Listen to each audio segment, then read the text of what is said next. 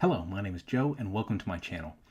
Today I wanted to share with you all the books that I read in January. I had a very good month for me. I've mentioned on this channel before, I'm not the fastest reader, and I read, we're going to say 10 books in January, or 10 that I finished in the month of January.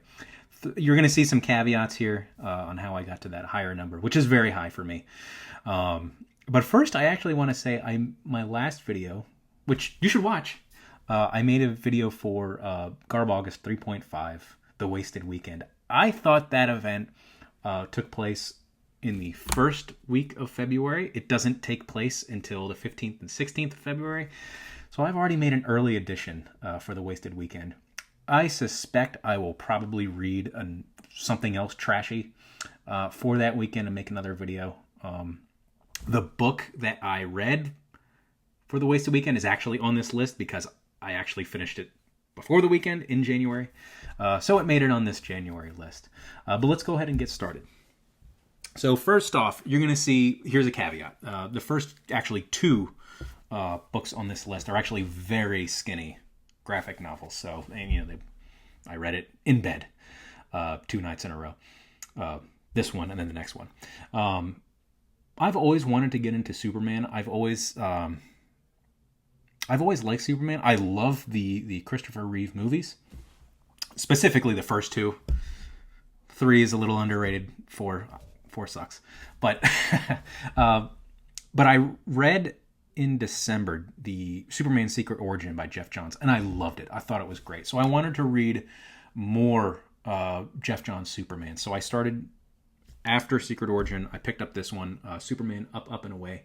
I don't have too much to say about it. I enjoyed it, not as much as Secret Origin, but I'm definitely hooked on reading Superman. I finally, the character is kind of clicking for me, I think. There were some villain characters in this that I wasn't familiar with, but I didn't have too much trouble figuring out what the villain characters were all about. I will say the artwork overall was not my favorite in this. I think the main artist is, and if you've seen my videos, you know I'm terrible with names, but Renato Guedes, maybe? I think he did most of the artwork, and then I think some of the issues in this collection were Pete Woods. I think I prefer Pete Woods over the main artist. I may have them flipped around. Anyway, so I liked reading this. I'm definitely liking Superman. That is my cat. Definitely liking Superman. But this was not my favorite Superman story that I've ever read. But I enjoyed it. Next up, we have another Superman story. Again, another very thin graphic novel collection of single issues. This is Superman Last Son. If you know Superman, you probably are well aware of these two stories. Another situation where I enjoyed it, probably wasn't my favorite. I like Secret Origin better, and I've read Superman in the past. There's plenty of other Superman stories I like better. But this was kind of cool. This is the hardback edition of this, and it does have kind of a cool gimmick. I doubt they did this when these were released as single issues, but my copy has a page here, which I didn't punch these out. But it has 3D glasses. So on the issue where Superman is in the Phantom Zone, by the way, this is basically, it's written by Geoff Johns and Richard Donner, and it's about General Zod coming to Earth. So when Superman gets sucked into the Phantom Zone, you're meant to punch these out and read the issue. It's all in stereoscopic 3D, which was a pretty cool gimmick. Like I said, I doubt that this was like this for the single issues, but maybe it was. I don't know. But it was a fun gimmick. Yeah, it was enjoyable. Again, not my favorite, but it solidified for me that I like reading Superman, and I can always enjoy Superman. All right, so that's enough of the graphic novel. So that was like first night in January, and then another caveat. We have. This is a book that I've talked about on my channel before. This is an author I've talked about. This is Robert Leckie's Delivered from Evil. This is his single-volume history of World War II. I loved it. Last year I read his single volume history on the American Revolution, which I also loved. He's a great author. He writes, even though this is a very long book, it's just shy of 1,000 pages. He writes short, bite-sized chapters, and he does a great job alternating between biographies, the overall story, and then he will occasionally deep dive into a battle. This was really good. If you're looking for a single volume, here it is. Go find this. The caveat with this one, it is, like I said, about 1,000 pages long. I actually started this many months ago in 2024. I'm counting this as January. That's what it's counting in my Goodreads list. I finished it in January. While I was reading this, but in these 1,000 pages, I read several novels. So I would read 100 pages, read a novel. Read 100 pages, a novel. At some point in here was the entire Lord of the Rings. So anyway, it took me a while, but I'm counting it for January. Robert Leckie's a great author. I have more Robert Leckie I want to read at some point relatively soon. So this was really good. Next up, we have, and now we're getting into some novels that I probably read before I finished that. And also, skipping ahead, I did read the Silmarillion this month, which I will talk about. A lot of these novels were kind of split. I was reading simultaneously between Silmarillion and the Leckie book. This is Robert Heinlein's Starship Troopers. I just kind of had this sitting on my shelf, pulled it off. I figured I need to read this. It's been sitting up there for probably 6 months. Starship Troopers, I love the movie Starship Troopers. The movie came out, I was probably in the 5th grade, and that was if you're familiar with the movie, A Christmas Story, which airs, at least it used to air on TBS or TNT all day during Christmas. I'm sure that they still do that. That was so there's a scene in the movie where the kid he wants the Red Ryder BB gun, and he just blurts it out one night, probably at dinner with his parents. And they say, like, no, you're going to shoot your eye out. That's the running joke in the movie. The movie adaptation of this, that was my Red Ryder BB gun moment. I had seen the trailers. By the way, if you've never seen the TV spot for Starship Troopers, go check it out. It's awesome. We were sitting at dinner, and I just blurted out of nowhere. I asked my dad, hey, can I go see Starship Troopers? And without missing a beat, he said, no, there's too much sex and violence. So I had to wait a year for my friend to get it on tape when the VHS tape was released. And he let me borrow it for a week. And I must have watched it at least 5 times in that week. And I memorized the movie. It was great. If I were to make a top 10 movie list, I'm sure that would be on it. And the movie, it works as an excellent action movie with great special effects, great visual effects, but it's also layered. As you get older, you'll realize, like, oh, this is satirizing fascism. There's very obvious fascist imagery that when you're a little kid watching it in middle school, it just goes over your head. But the book, I enjoyed the book. Very different than the movie.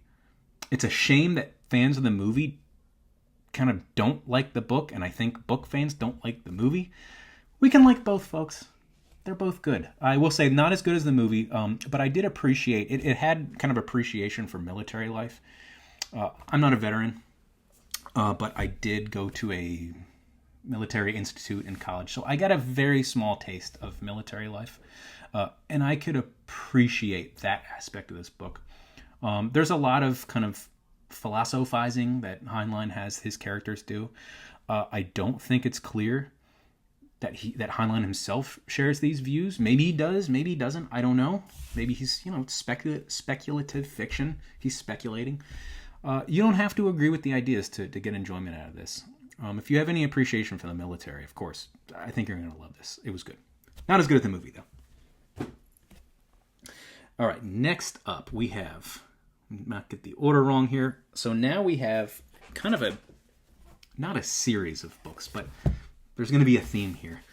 I wanted to practice in January reading faster, and I think I succeeded. I saw this movie kind of over the Christmas, during my Christmas travels with family. I watched, I don't know how many times I've seen it, but it's been a lot. but I watched The Maltese Falcon, starring Humphrey Bogart. This is another book that's just been sitting on my shelf, the Dashiell Hammett novel.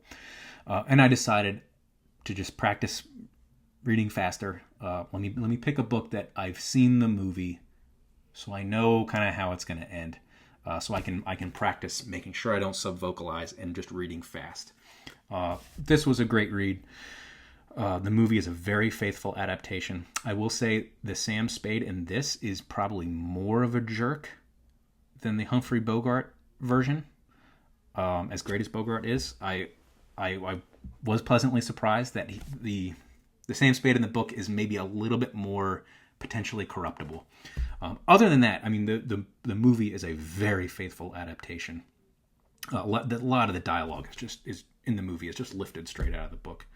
If you like hard-boiled crime fiction and you haven't read this, I mean, get on it. This is great. To follow that up, you're going to notice a theme. We also have another story. This is The Big Sleep by Raymond Chandler, another movie or another book that was adapted into a Humphrey Bogart movie. I was very proud of myself. It's been a while since I've read a book in a single sitting. I read this in one day, not one day, in just an evening. I will say if you're trying to increase your reading speed, figure out how fast you can read, and then realize, you can pick a short book, and if you know how fast you can read, you just know, okay, well, I'm going to read for this chunk of time, and I'll finish a book. That's what I did with this. So it was a great accomplishment. It's very rare that I finish books in a single day, let alone a single sitting. The book itself was great. The movie is notorious for being very convoluted. The book is also convoluted, although there were elements of the book that they had, the Hays Code forced the filmmakers to cut out of the movie. And the things that were cut out are important for understanding what's going on. But, with this and really the Maltese Falcon, the plot is not that important. It's the dialogue and it's the character interactions. And it's kind of like the enjoyment of starting with a small mystery that just kind of balloons into this bigger thing and bigger story. But yeah, I enjoyed it. If you like hard-boiled fiction, this is another classic. It's great. I think this is the first Raymond Chandler, Philip Marlowe novel, and I will be reading more at some point this year. But yeah, I loved it. Okay, now we're going to take a break from the mystery genre. We do have some more kind of slightly different mystery novels, but I do want to talk about a book that I was kind of reading around all these past few books, and that's J.R.R. Tolkien's J.R.R. Tolkien's The Silmarillion. I read The Lord of the Rings. I finished it just before the new year, kind of right around Christmas time. I finished Return of the King, and I loved it. In high school, I read Fellowship and Two Towers. Didn't really like them, and then just never finished Return of the King. I think I just had to mature as a reader to appreciate them. I loved them. This I did not love as much as The Lord of the Rings. Anyone who's familiar with the Silmarillion, you know that you have to get used to the writing style. The entire book is written like as if it were the King James Bible, and that's the style that it's written. It only shows up every once in a while in The Lord of the Rings. So you kind of dip into it and dip out in Lord of the Rings, and whenever you have this elevator writings in Lord of the Rings, whenever you get to a Hobbit chapter, it brings it back down to earth. And I really love that about Lord of the Rings. You don't have that here. I had a hard time, the Fëanor chapters, I had a hard time just staying engaged. Having said that, I do love the world building in this. And my main reason for reading this, I would like to reread The Lord of the Rings, having read this. So maybe even at the end of the year or early next year, I might reread Lord of the Rings. And I expect to get more enjoyment out of it, having read this. The other thing I want to say is this: I got this edition for Christmas. This edition has illustrations by, we got these names, folks, I'm sorry, Ted Nasmith. The illustrations are beautiful. So if you're looking for an edition, get an illustrated version. You have illustrations like this just all throughout the book. Really, really cool. They really added to the experience. And then actually, my hardback copies, which I don't have here for this video, but my hardback copies of Lord of the Rings, and this has made me appreciate reading a nice hardback book. Usually I'm into paperbacks, but yeah, this has got me kind of on the lookout for more nice hardbacks. I do have Unfinished Tales and The Children of Hurin on my shelf. I am going to take a break from Tolkien, I think. When I jump back into fantasy, it's either going to be probably finishing the second half of Wheel of Time or the Stormlight Archive. I don't know which. But I'm happy that I read this. Didn't like it as much as Lord of the Rings. Okay. Next up, we have something a little bit different. So I read this on my Kindle. You know, if I were more tech savvy, or I spent a little more time on these, I would just show the image. I might just bring it up on the screen. I'll probably do that. But here I read the first novel in the... So this is Aliens Omnibus Volume 1 by, I think, all three of these, or at least the first novel is written by Steve Perry. I just wanted something, again, for this month, I wanted kind of light, quick, easy reads this month. And yeah, I read the first book, Earth Hive. I will say it was kind of an odd reading experience. Obviously, it's a movie tie-in, but not only is it a movie tie-in, it is an adaptation of a graphic novel movie tie-in, and you can sense some oddness reading this. The first thing that's odd is the only other movie tie-ins that I like to read are, or for the most part, are Star Trek novels. It was odd reading just kind of a movie tie-in that is also like has graphic violence and profanity. So that was just odd. I mean, it makes sense. It's part of the Alien universe. That's a nihilistic, violent. These are nihilistic, violent stories. But it was just kind of a weird. It was odd. The other thing is, it's very clear that there were some portions of this story, since this is really an adaptation of a graphic novel, you could tell that the artwork of the comic books are doing a lot of the work. So whenever an actual xenomorph shows up, and when we go to a planet that's infested with xenomorphs, the descriptions are lacking. And you don't get a good visualization of what the planet looks like, what the aliens look like. And it's a shame because there's a new alien variant that has wings that's really cool, but we don't get good descriptions. There are some interesting things that are done with the android characters. The Newt character... Oh, and I should say it's also awkward because originally this book was written as a Hicks and Newt story. Then Alien 3 came out, and to make it fit with canon for the omnibus, they changed the names to Wilkes and Billy. So the Newt character, Billy, she falls in love with one of the Colonial Marines, and it happens very, very quickly. Another thing, maybe in the graphic novel it doesn't feel so quick, just because the pacing in graphic novels is different than a novel. But it was very jarring and awkward. Having said that, there is some interesting things with their relationship. And again, more interesting things with the characters. Another aspect of this that I really liked was we see what happens, minor spoiler here, but we see what happens, it's called Earth Hive, so we see what happens when an alien kind of infestation breaks out on Earth. And that was very brief, but very well done and really interesting.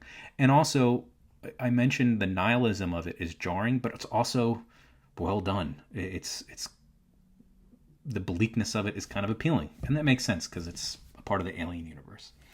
But I'm excited to read more of these. I think when I need another palate cleanser, I like sci-fi and horror for my palate cleansers after I've read something, big World War II history book. So I will continue on with this omnibus at some point. Okay, two more. Just to continue on with kind of the broader mystery thriller genre. Not hard-boiled, but kind of more the psycho killer variety. I read Thomas Harris's Red Dragon.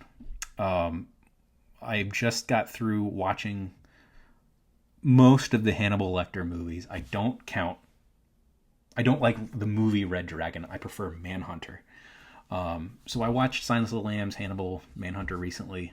I found this at the used bookstore. I really enjoyed it. I loved it. Dollarhide is a great villain. You do get more of his backstory than you do in the Manhunter movie. By the way, and I love Manhunter. I think it's an excellent adaptation. They cut a lot out, but it makes sense. So even if you've seen the movie, definitely read the book, because you're going to... Manhunter's a great adaptation, but you get more with the book, character-wise. And you do feel bad for Dollarhide, the Red Dragon, the Tooth Fairy. If you like crime thrillers, I highly recommend it. It's great. And if you haven't read this, I mean, you should read it. Yeah, it was really good. I can't wait to read Silence of the Lambs and Hannibal. I have those next. Probably won't read Hannibal Rising. I saw that movie in college, thought it sucked. I don't need an origin story for Hannibal Lecter. No. All right, last up. This is a book that I have talked about before. My last video, as I mentioned, I read this for what I thought was the wasted weekend, but I jumped the gun a little bit. So, but anyway, so I won't go into too much depth with this. It was a great novel to follow up kind of my mystery novels. It is kind of a mystery novel itself. Also a haunted house novel, like Shirley Jackson's The Haunting of Hill House, like Richard Matheson's Hell House. Not as good as those novels. This is over the top. This is trashy. A lot of sex and violence. It's very silly. And while I enjoyed this was a fun, fast read. There was a lot of comedy in it. And I think, one, I could have taken more violence. Violence disturbs me, so I kind of want to be disturbed by it. So I could have taken more. And I also don't... I've realized I don't really like the comedy that much. I could have used something maybe a little more serious. But maybe that's hard to do when you're writing something so over the top. You have to make it funny because it's naturally just funny and ridiculous to begin with. But anyway, those are the 10 novels that I read, or the 10 books, I should say, that I read for January. We'll see how I do in February. I probably won't read as many. But yeah, I think moving forward, I probably will just continue if I'm not participating in BookTube events. I should maybe just do reading reports at the end of each month. Anyway, that's all for now. Thank you.